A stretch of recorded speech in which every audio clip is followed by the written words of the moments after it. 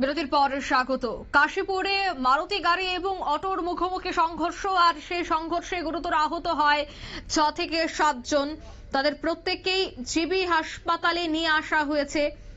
গতকাল রাত আগরতলার কাশীপুর এলাকায় এই ঘটনা।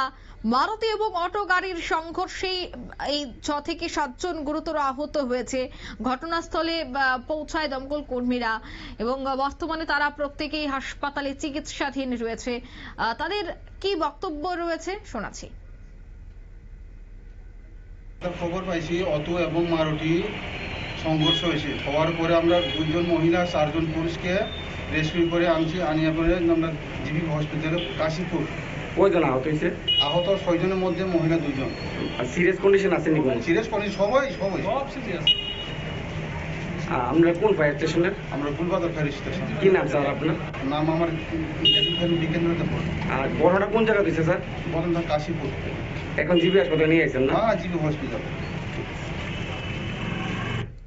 দমকল কর্মীদের বক্তব্য আপনারা শুনলেন। কাশীপুরে ঘটে ঘটনা, প্রত্যেকেরই অবস্থা আশঙ্কাজনক। 6 থেকে 7 জন, কারোর মাথা ফেটে গেছে, কারোর হাত পা ভেঙে গেছে, প্রত্যেকের অবস্থা আশঙ্কাজনক।